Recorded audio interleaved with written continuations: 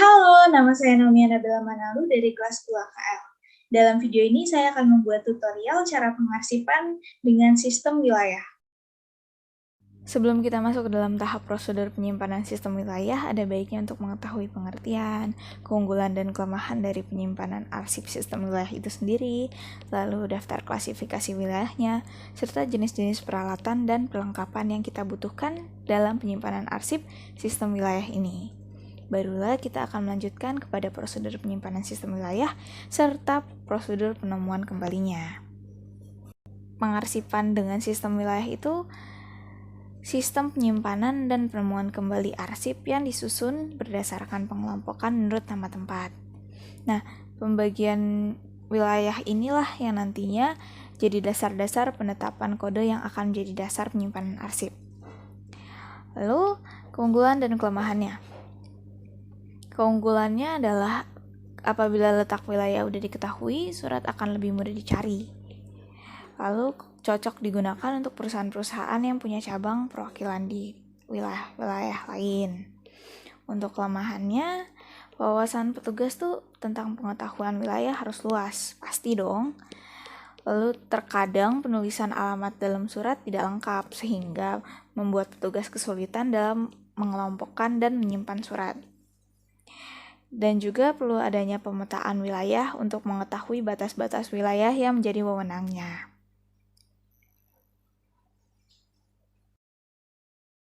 Selanjutnya, daftar klasifikasi wilayah. Untuk membuat daftar klasifikasi wilayah ini, pengetahuan tentang nama-nama wilayah yang ada di suatu kota maupun suatu kabupaten itu sangat diperlukan. Nah, daftar klasifikasi wilayah ini membuat pengelompokan wilayah menjadi 3, yaitu wilayah utama, subwilayah, dan sub-subwilayah.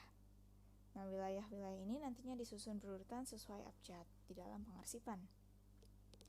Nah, ada macam-macam dasar pembuatan daftar klasifikasi, diantaranya 1. Menurut nama negara, 2. Menurut nama pembagian wilayah administrasi negara, ketiga, menurut wilayah administrasi khusus.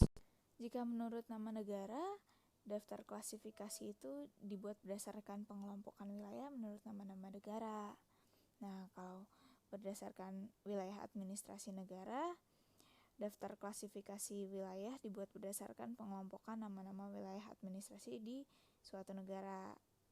Kalau buat di Indonesia sendiri, urutan pembagian wilayah administrasi negara dari yang tertinggi sampai ke yang paling rendah, yaitu mulai dari negara, provinsi, kabupaten, atau kota madya, lalu kepada kecamatan, lalu ke kelurahan, ke RW, RT, baru KK.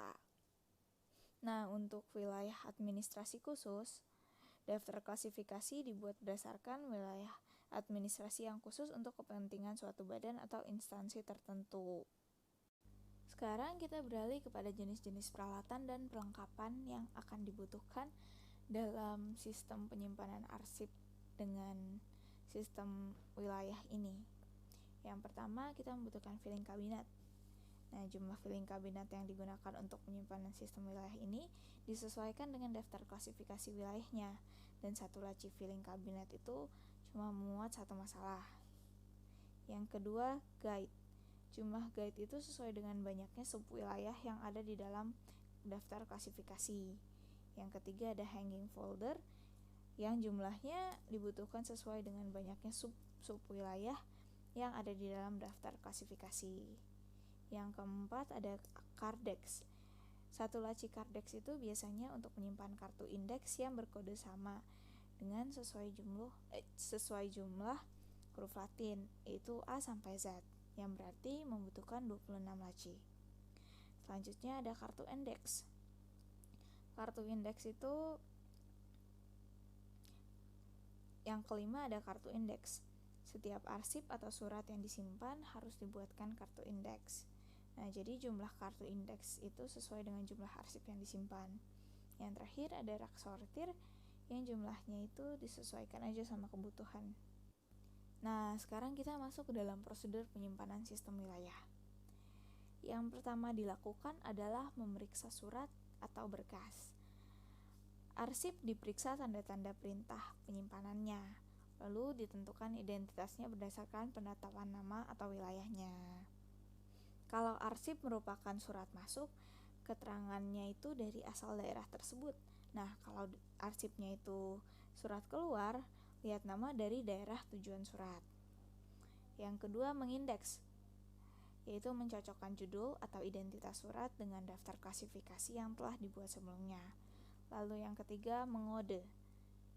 Surat diberi kode wilayah dengan kode-kode wilayah yang urutan tingkatannya paling rendah. Selanjutnya, menyortir, yang dilakukan sesuai dengan kebutuhan dan kondisi. Dan yang terakhir, menetapkan, yaitu arsip ditempatkan di tempat-tempat penyimpanan berdasarkan kode suratnya. Sekarang kita masuk kepada tahap prosedur penemuan kembali. Nah, kalau berdasarkan sistem wilayah ini, yang pertama kita lakukan adalah tentuin dulu judul atau kalau yang kita lakukan berdasarkan sistem wilayah ini, pertama-tama tentuin dulu judul atau caption surat yang pengen dicari.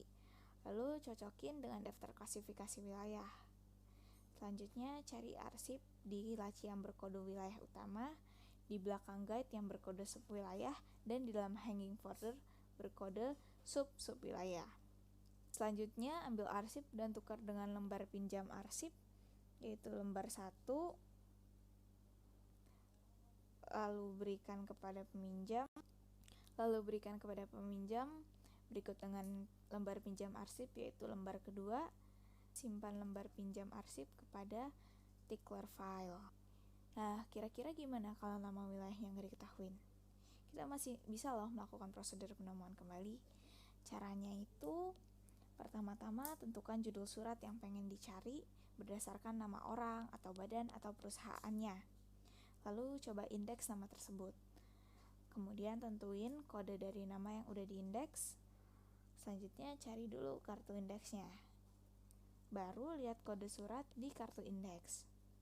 Cocokin deh dengan kode surat yang ada di daftar klasifikasi. Setelahnya cari surat pada tempat penyimpanan, terus ambil arsipnya dan tukar dengan lembar pinjam arsip, yaitu lembar pertama.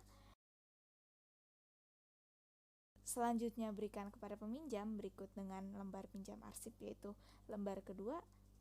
Dan yang terakhir simpan lembar pinjam arsip, yaitu lembar ketiga pada tickler file. Sekian materi tentang pengarsipan dengan sistem wilayah dari saya. Terima kasih atas perhatiannya.